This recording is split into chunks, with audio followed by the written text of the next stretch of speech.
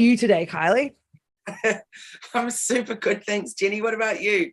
I am doing really, really well. I've had an amazing week. We had an amazing workshop yesterday, and I got to see the new video. I don't know if you've seen it, the 1 minute video from the Uluru Statement of the Heart promoting the referendum next year. It is the most incredible video. I played it in a workshop yesterday, and there were literally tears from the participants. It's the most moving 1 minute you'll see. So I'd love to, I'm going to put that in our group today. So I'd love everyone to have a look at it. Or go to Elephant in Oh, the Room Facebook page. You can you can view it there. oh, Jenny, I want to see that. It's so cool. It's only a minute. It's only like 1 minute long, but it is the most amazing 1 minute you'll see. Oh, I'm feeling a little bit, what's the word? Emotional this week. I'm getting moved, and I want to be moved by really powerful things. So Well, yeah, if you've got, I don't know if we can do this on our live stream. Can we live stream it and view it? of course we can. Go and share. So how about if you make sure I can share, let us do this because it's pretty awesome. And for those who don't know much about this, if you're tuning in overseas, we're looking at doing a referendum in the next year to provide a voice for Aboriginal and Torres Strait Islander people in Australia. We don't have that in our constitution at the moment. And this is the first presentation or the first ad, I guess, that they're doing about it. So it's on this amazing website, ulurustatement.org. The focus is history is calling, and this is only a minute. So I really encourage you to just enjoy this next 1 minute and then we'll come back. Thanks, Kylie. Yay. Oh, probably have to skip the ad first. I can't hear the sound, Jenny. Can you hear it now? No. Okay, how do we do that? See the volume down the bottom next to the play? Boom. Yeah. Sorry about that, people. Technical difficulties. It's a good one. It's about how these people. I can only hear it super, like barely even faintly. 1,000 years they've been speaking. At 363 languages. But no voice. No say on matters which affected them. It wasn't right. So, me and your granddad. Me and your mum. The whole nation did something about it. People called their friends and families. People talked about it on the streets. Talked about it at work, on the field. Everybody made a song and dance about it. Everyone walked side by side. That's how we changed this country for the better. How we made history. Is it true? It could be. Oh my gosh, that's so beautiful. So beautiful, Jenny. So I just thought I'd share. I'm sorry if you couldn't hear the sound very well, but we'll post the link into the chat, and for those on the website, if we can do that. It's just the most incredible. Like, I get chills watching it, but yeah, I thought we'd start with that today. That's so moving. And can you also share a little bit more? Because I know that you've launched your new, really extraordinarily philanthropic, beautiful part of your business. You want to share a bit more about that? Oh, that's really kind. Yeah, so the Uluru Statement has been around for some time. However, it hasn't really had a lot of traction till this year. And really, it's an opportunity for us to come together. It was a statement done many years ago by a group of Aboriginal and Torres Strait Islander peoples came together to talk about what the future looked like for Indigenous peoples in Australia. And really, it starts with providing a voice to Parliament. We're looking at treaty, of course, but really it's about this conversation at the moment is about recognising the Aboriginal and Torres Strait Islander peoples here in Australia through our constitution, which we do not have at the moment. And so that is a big gap in our ability to provide a voice by saying, we don't exist in the constitution. We can vote, we can fight for our country, for the military, we pay taxes, but we don't have that voice. So this is the first message that they're putting out today, hoping to create the opportunity for the referendum next year to enshrine that voice in our constitution. For us, we as an Indigenous business spend a lot of time wondering about how we're going to give back. We're a small company. We don't have a huge footprint with regard to staff. But in the last couple of years, we've been doing a lot of work with Indigenous businesses and non-Indigenous businesses for that matter to improve their business success. So providing grants, we do a lot of pro bono work and a lot of low bono work to support businesses grow. And we decided we wanted to do more.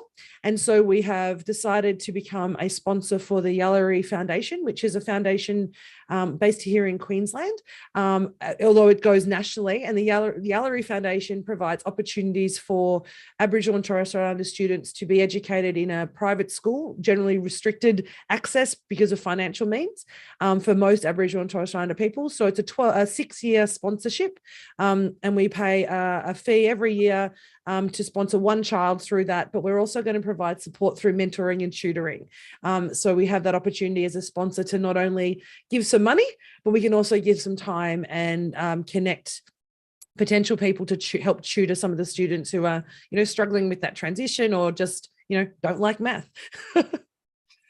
So brilliant, Jenni. I saw that it was launched. I'm like, go you. It's just absolutely a little bit of magic. So yay. Congratulations. How awesome. The other night I was looking up on YouTube about ideas for alternatives to monarchy, republic stuff, not that I'm sharing my views personally on any of that at this point, but really I was just seeing what are people saying, what's going on out there, etc. I saw this incredible little piece. So I really urge you to go and look up YouTube, The Project, Channel 10's The Project, and Waleed had done a piece about what he thought could be an alternative. And it was all about an Indigenous option. And it was absolutely extraordinary. It was very, very moving. And maybe that's where it started for me, Jenni, earlier this week. Where I was like, and I've thought about it so many times since then. And I've thought how absolutely magical that would be. So my brain has gone to a lot of places this week, like, how could that actually happen? Where are the Australian people in terms of supporting that kind of thing? And even let's just forget the whole, if it was to replace the monarchy situation, like realistically, it should just be here regardless. So pretty extraordinary. So I'll see if I can find that please. clip. Well, I will find that clip and then I'll share that in the caption. We would love that. Yeah, that sounds amazing. It was definitely a little bit of magic there. So yeah, awesome. So let's though look at our topic, which is, and actually before we do, I know it's really weird for us to talk at the beginning about our next topic, but I felt so strongly this week that we need to invite Brad from XY Zulu back again to talk about security. And ever since this whole Optus thing has blown up, how crazy is that? Brad and I have been talking about, I use LastPass with his 1Password. There's all kinds of things. I know you use that too. And talking about our data and how we can keep it safer and how we should do passwords. So I was talking to someone the other day who said to me they have the same password for every single thing. I was like, I don't understand. What do you mean? And she goes, yeah, I've had the same password since I ever had to begin with a digital password. So, wow. And she goes, it's okay. That way I don't have to have them recorded anywhere because they're just the same one. I'm like, so that means if someone gets your password, that's it for everything. Yeah. So I just thought that would be really, really poignant too. Yeah. I'm not sure if he's available next week, but we'll see and bring him on in, I think. And I think that's a phenomenal. Well, we're having a conversation at the moment because, of course, we're an Optus business customer and we're traveling to the US in 3 weeks.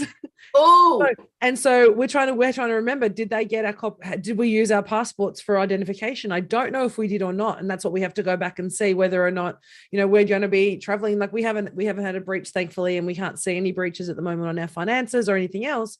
However, and I think we're lucky that we've already got the home loan done, so we don't have to go back and worry about that now, at least from that perspective. But there is that challenge of, oh my gosh, what happens in the next 3 weeks if someone's used our passports? We'll have to get a new passport somehow before the 24th of October. Oh, Jenni. So it's a bit scary.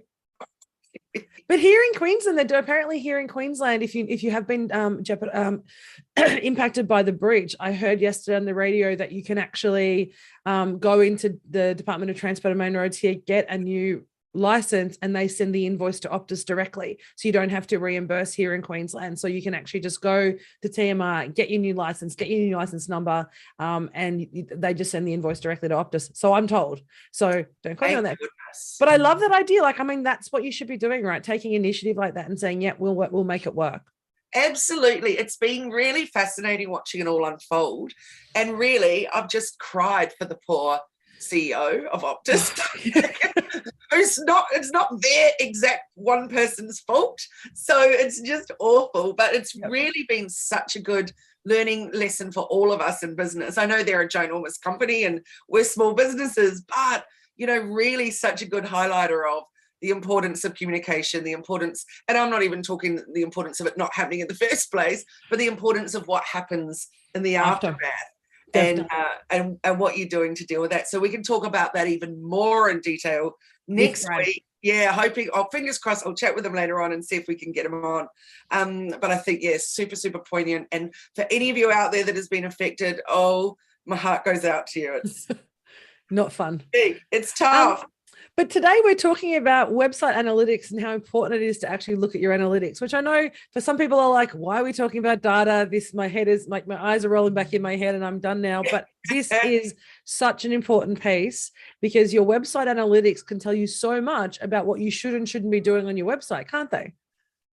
They so can. And I totally hear you, Jenny, when you said some people like rolling their eyeballs back and going, no. Many people feel the same way, whether it's social media analytics, whether it's just the back end of your accounts, back end of Xero or whatever it is, studying numbers and things can be quite stressful for some.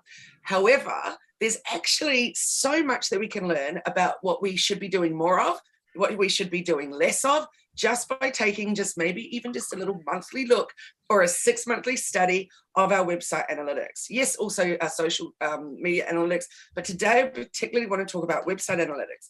The reason being that last week we talked about blogging.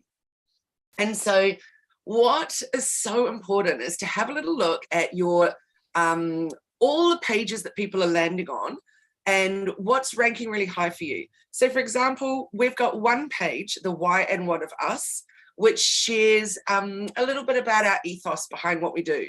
So it talks about not wanting to be part of the hustle and doing things for the greater good and, all kinds of things. So that's what sets us apart. It's, I guess our USP. So, but the interesting thing about that is that's a really high converting page for us for people booking a Discovery Zoom, because people read that, they go, actually, this is someone who I want to connect with. And then boom, they've booked that call, which is really, really great. So I know that this is the case because I study my analytics, and I know that same page that I've had now for over 4 years has always been a very high performing page for me.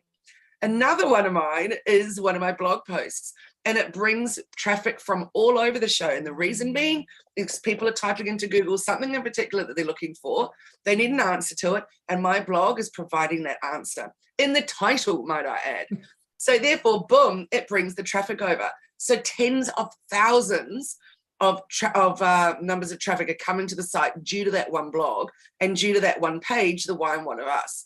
So I might think it's something else entirely, but unless I study those analytics, then I can't know what to do more of and what to do less of.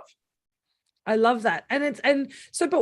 So here's the random question. We have a website, people can find our website. That's a great thing. We talked yesterday in a workshop I was in, saying one of the people who are in the workshop said, we always get unsure when we have clients who bid and come to us for work, and then we try and find them online and they don't have a website, and we think, why is that? And it was really interesting hearing that from a client's perspective, saying, we don't really trust people who don't at least have some online presence, because we want to know they're existing, right? So I have a website, people can come to it. What does it matter if one page is converting higher and is got, why does it really matter if they're performing? What does that mean for our business? Because it's all about how we're being found. So let me give a little example of a blog I wrote the other day for a dance school in New Zealand, ballroom and Latin American dancing. So the blog post I wrote was 5 reasons or 9 or whatever it was of why you need to date your partner after you've had children. So what happens is you're having issues with your partner at home, you're not connecting, or your kids are driving you crazy and you feel like you've lost what you had before you had kids, and it was just the drama and the whatever. And so you're Googling, what can we do as a partnership to keep, we're really, really struggling here. So whatever it is that you're putting into Google, this blog post is going to come up. You're going to get to it. You're going to read 9 reasons you need to be dating your partner after you've had kids. Then the article goes into, here are some great ideas for things that you can do at very low cost to make sure that you're dating your partner and having fun together. And of course, what's the top one? Join a dance class. Click here for ballroom and Latin American dance classes, and you can try free intro night, blah, blah, blah. And obviously it mentions picnics and it mentions this and this and this. So the good thing about that is that's driving traffic that A, is traffic that's actually looking for this exact problem, which they can solve. But B, it's also driving traffic that never knew about them existing before. And that's the key, is that everything we do in digital marketing, whether it's our social media, whether it's our email marketing, whatever it is, needs to be driving traffic to our website so that they can take action, whatever it is we want them to do.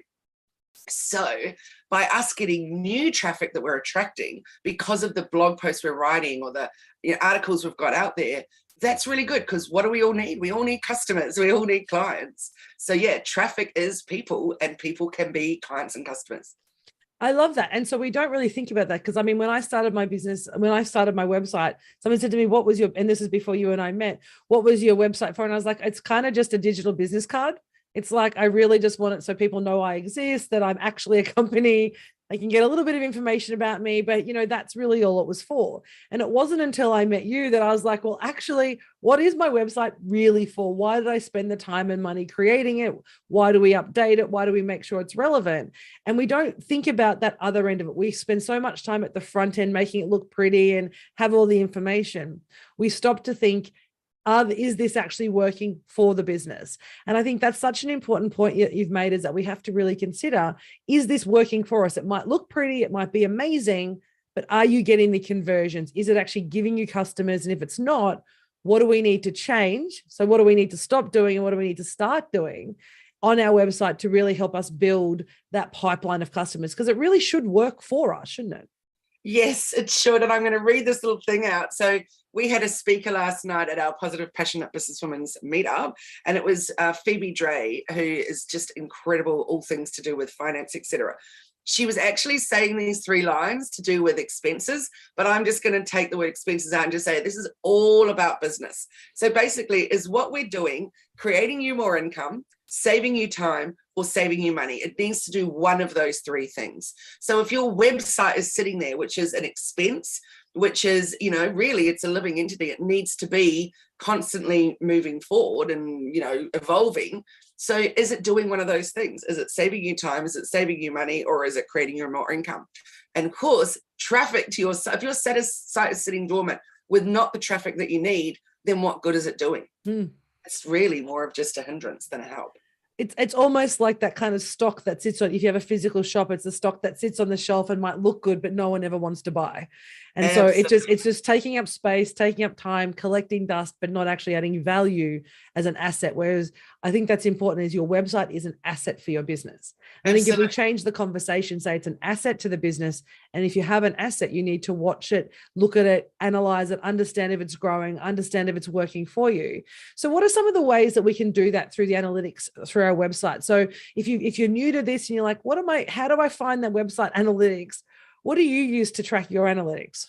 Well, all platforms have their own analytics for starters. You can, of course, use Google Analytics, free, but I really like to jump into the back of mine, which is Shopify, or some of my clients, it's Wix or WordPress or whatever. So jump into the back and check out what is going on. Check out those most viewed pages. Check out the pages that people are landing on, the time that they're spending on those pages, because it's one thing to get traffic to your site. It's another thing to have them stay there.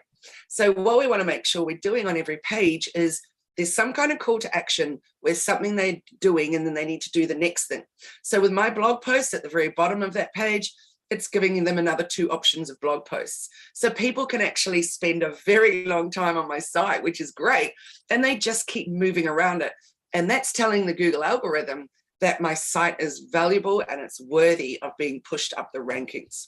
I love that. I love that. Keywords that I want to be found for. So you might have a website that you've put so much time and effort into, but you haven't actually looked at your analytics to know, what should I do more of? What should I do less of? So for example, they're liking a couple of those blog posts. I need to do more of those, or I need to refresh those ones and redate them and put them out there so that, you know, they're new and they look like I actually spent some time lately updating my stuff. And so otherwise, if you have a website that you're not updating, that's sitting there a bit dormant, you're not going to be showing up on the Google ranking ladder where you want to be. And really, if you're page 5, that's 5 pages too far down the ladder. Yeah. Yeah. I love that. And I think that idea of saying, you know, refreshing blogs. We talked about blogs last week, about the importance of actually constantly refreshing your blogs, even if they're your highest converting ones, you know, making sure that they're still kind of refreshed and new and current. So that tip of, you know, even just changing an update on it so that that refreshes on your screen to say it's a, you know, it was published this month instead of 4 years ago. If it's a high converting one, is a really great way for people to know that they're getting the right information. So we go to the website, we have a look at those analytics. What are some of the reasons people bounce off the page or leave the page? What are some of the, other than the fact that it doesn't suit them, but if they like you, why might they not convert or, you know, connect with you? Maybe you're, it sounds terrible, but maybe it's just boring. Yeah. When I get to a website and I'm really compelled by the title maybe of a blog post or an article or something, maybe I've seen it on socials or whatever, and I click through and it's a massive block of text and it's too small, just like, forget it. I want bullet points, I want images, I want graphics or whatever, I maybe even want a video. Whatever it is, you need to make it compelling to read, not just the content, but the way that we actually absorb what we're going to read. So that for me is a massive part of it, is why I would bounce off and go, I'll come back to that later on when my eyes aren't quite so fatigued. And, you know, hello, I'm 49. I don't want point size 10. I want point size 18. So, you know, you definitely got to think from that perspective, is what does it actually look like? Number 2 is, and this often happens, is that you click a link that you see something really intriguing that you want to know more about, and it's literally to something that has nothing. It was just clickbait, basically. Yeah. So that's another I hate that. Look, we bounce off it super quick, which is not good at all. So Kylie says it's a great reframe the website as an asset to your business. Totally. So the one, I think that I've mentioned it last week, in fact 2 of them. Actually, I'll tell you the top 3. So I recently just refreshed them. Number 1 is 5 reasons why you shouldn't delete your old Instagram posts, and 5 ways to change your feed to reflect your style. So I updated it last week, that one. That's been at least 4, if not 5 years that we've had that blog going.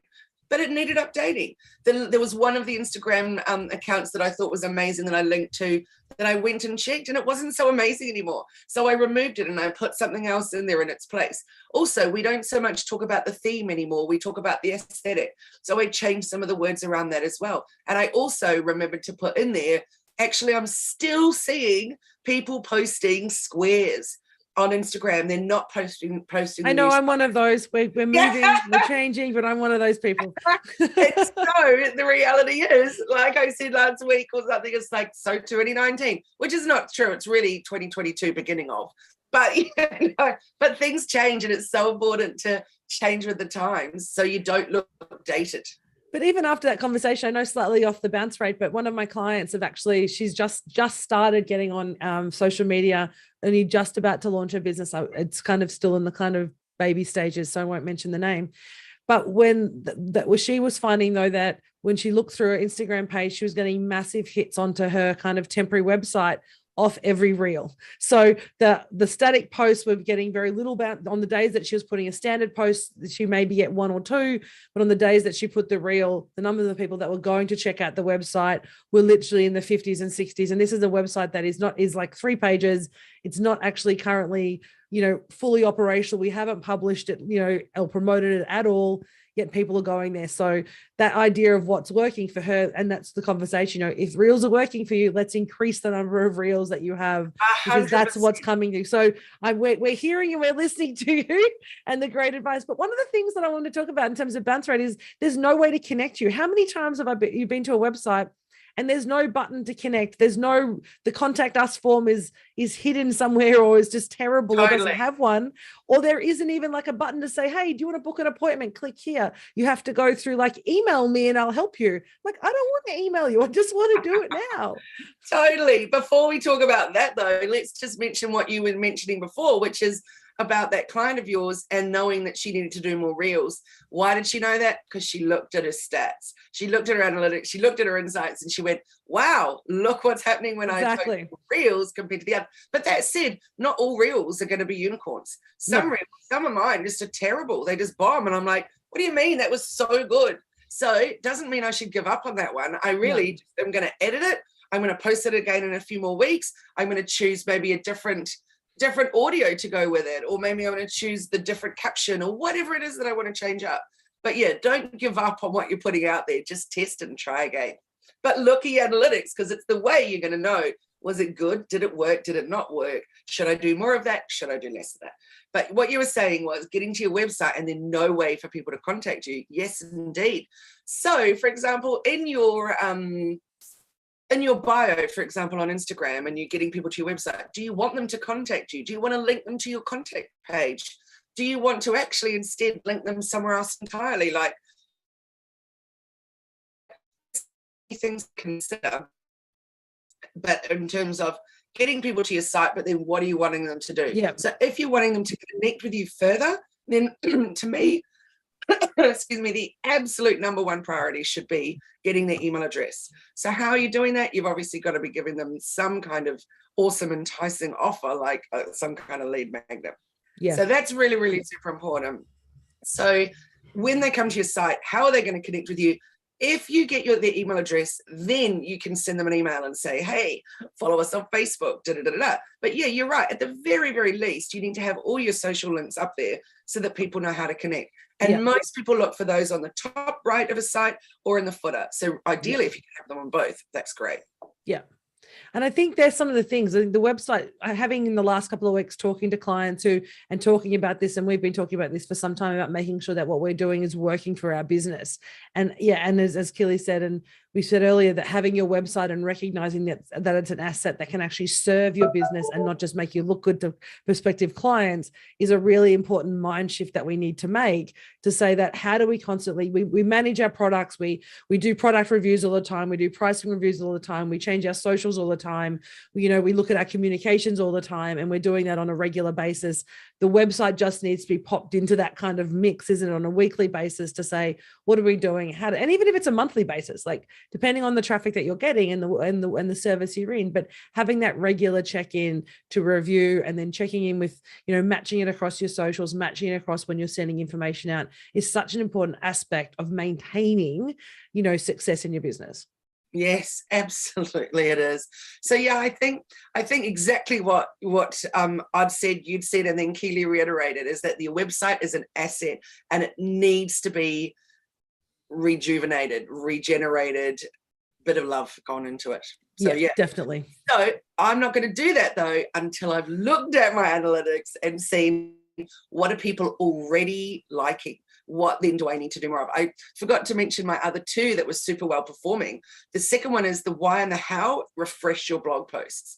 And the third one is that latest image sizes for social media platforms. You notice that that's not one of those blogs is me tooting my trumpet saying, have coaching with me or join my program or whatever. It was all about giving free advice, free value, for people that I know everyone's asking the question of. Yeah. So think about in your business, and like that example I gave before of that dance studio, they weren't saying you must do this dancing. We're the best dance studio. No, they were saying something completely different, but it was going to be bringing in that new audience. Yeah. So have a think about everybody. I put a challenge out to you.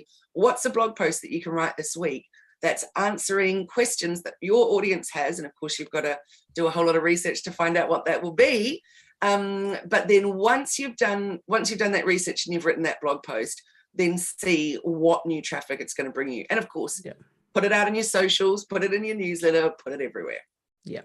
I think that's a great idea. So that's a great challenge for everyone, is to have a look at your analytics, go into your website. And even if it's a MailChimp, like my colleague at the moment's only got a MailChimp site, doesn't matter what platform you currently have it on, there'll be that analytics tab. And it's designed for people who don't know anything about, it's designed for simple, as simply as possible. So anybody can really read and understand it. You don't need to have that kind of, an engineering degree to understand your analytics. It's designed, and particularly the Google dashboards I know are set up incredibly easily for people to read and watch, and with fabulous graphics like we talked about. So I can just do a snapshot.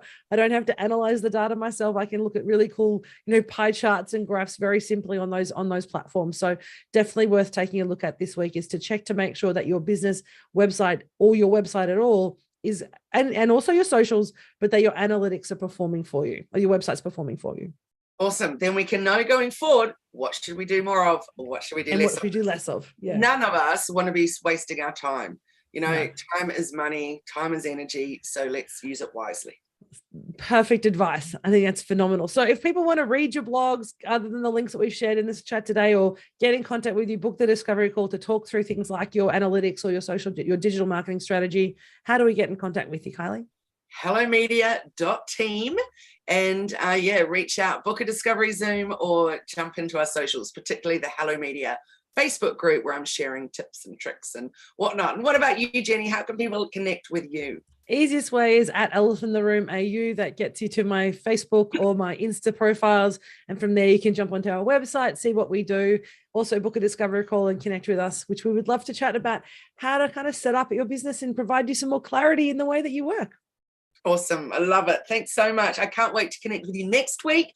Hopefully, we're going to be talking about data, privacy, and all of that. I'm going to get off now and go and get a message to him right now. Sounds awesome. Have an amazing day, guys. Thanks everyone for joining us. Bye. Mwah. Bye. See you.